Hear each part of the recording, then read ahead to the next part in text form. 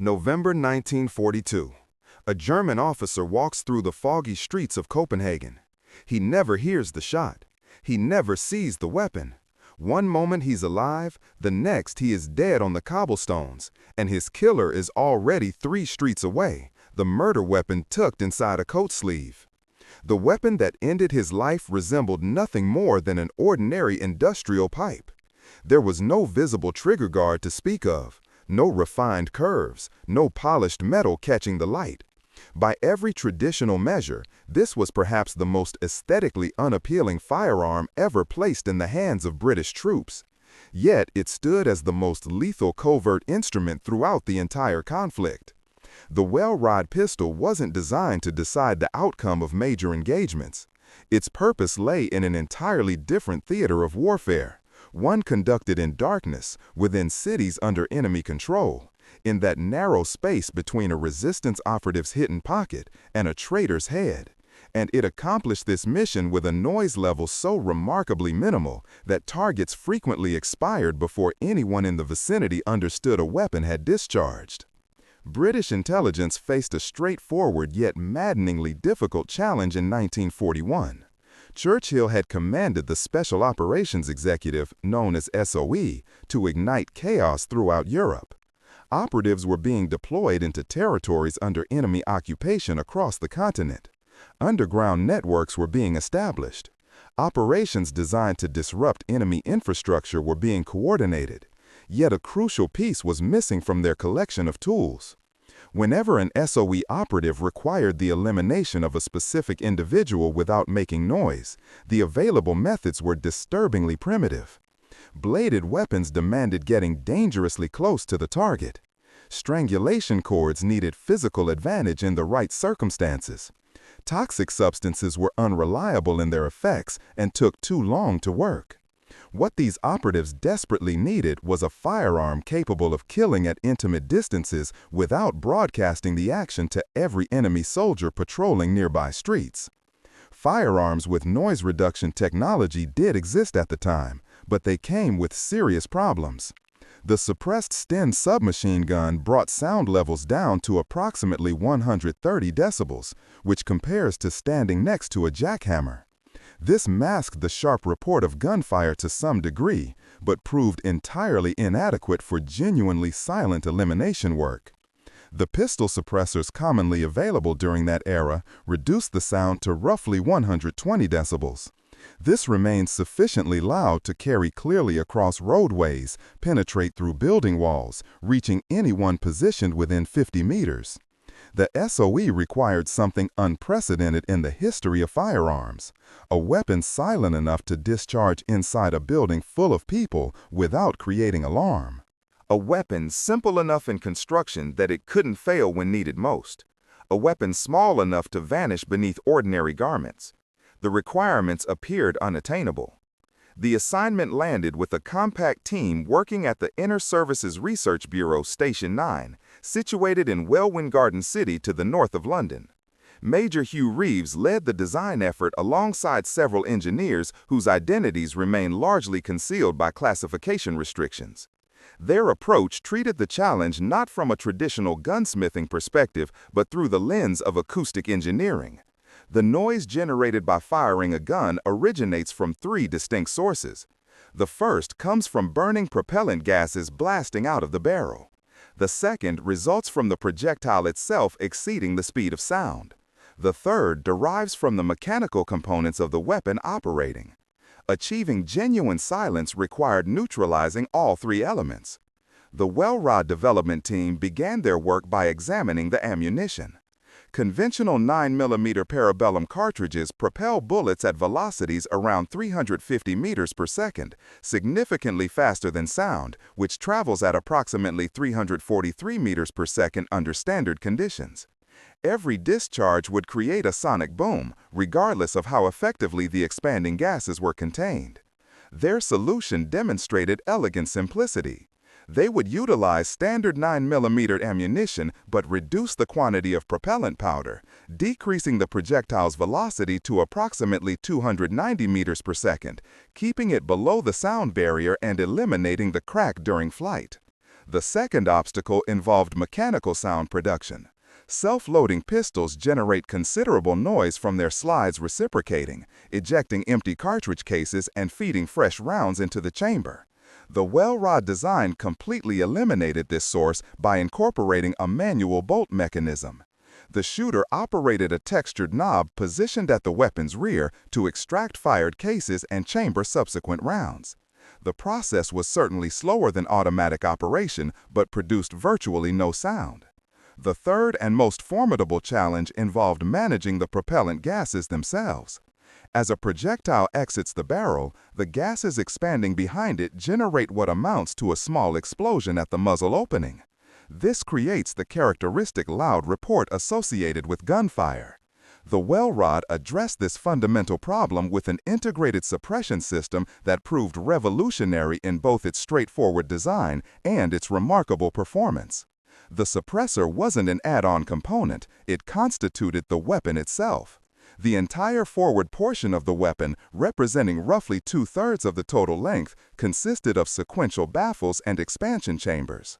Upon firing, the propellant gases flowed into this complex internal maze and expanded progressively through multiple chambers, cooling down and decelerating before finally venting into the atmosphere. The results were nothing short of remarkable. A typical 9mm pistol generates approximately 160 decibels at the muzzle. This intensity causes immediate permanent damage to hearing. The well rod produced roughly 73 decibels. This compares to the sound of closing a car door.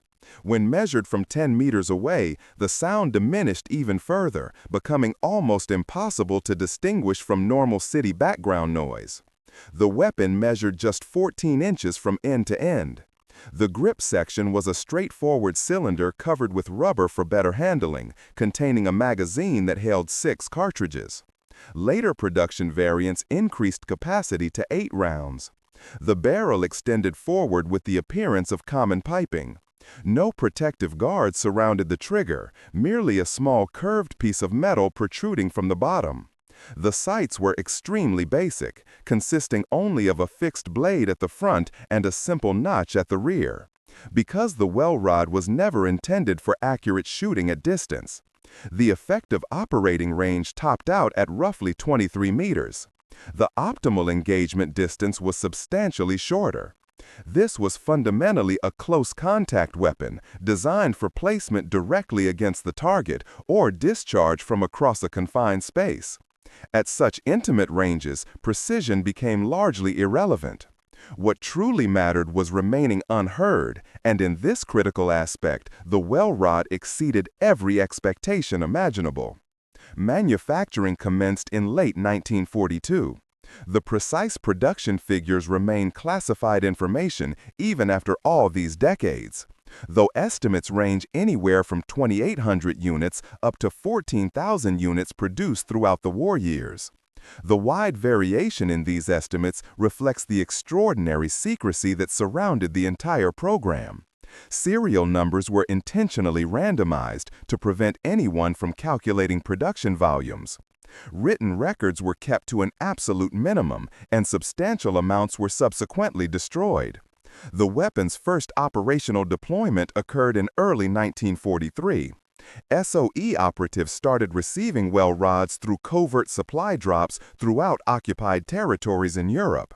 The weapon quickly earned tremendous respect from resistance fighters who employed it in the field. Throughout France, the Maquis utilized well rods for what they termed executive actions.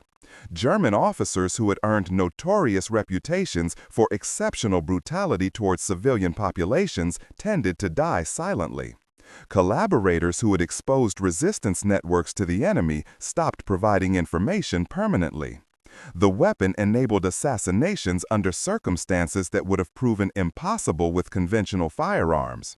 One verified incident describes a target being neutralized inside a crowded Parisian cafe. The person responsible walked through a room filled with patrons, none of whom comprehended what had transpired until someone discovered the body.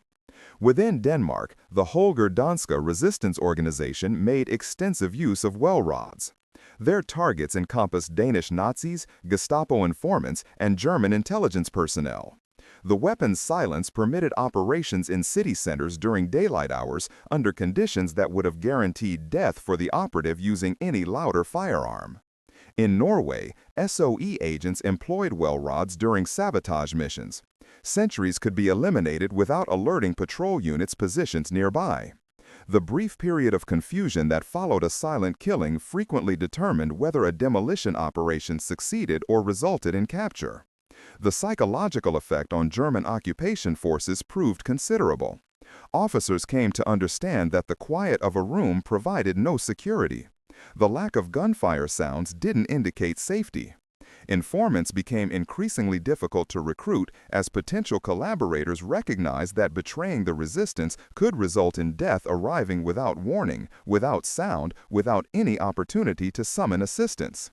Now let's consider how the well rod measured against what the Germans and Americans were producing. German suppressed weapons during this time frame primarily consisted of modifications to existing service pistols. The Walter PPK could be equipped with a threaded suppressor attachment that decreased sound to approximately 115 decibels. This made it quieter than an unmodified pistol, but the discharge remained clearly recognizable as gunfire. More significantly, German suppressor technology served different objectives, mainly reducing the shooter's acoustic signature for sniper operations rather than facilitating assassination in populated areas. The Americans manufactured the HDM, or High Standard Model D, a suppressed .22 caliber pistol utilized by the Office of Strategic Services. This weapon achieved notable quietness, reaching approximately 90 decibels. However, the .22 caliber cartridge constrained its lethality. Multiple shots frequently became necessary to ensure the target expired, and penetration through thick winter garments proved unreliable. The well rod's 9mm cartridge, even with its reduced powder charge, delivered considerably more stopping capability. A direct comparison of technical specifications reveals the truth clearly. The well rod achieved 73 decibels using a 9mm cartridge. The HDM reached 90 decibels with a .22 caliber round. German suppressed pistols seldom performed better than 115 decibels. In the harsh mathematics of silent elimination, the well rod occupied a unique position. The weapon did possess one notable limitation. The well rod's integrated suppressor had a limited operational life. The rubber sealing components that encircled each projectile as it traveled through the baffle assembly deteriorated with repeated use.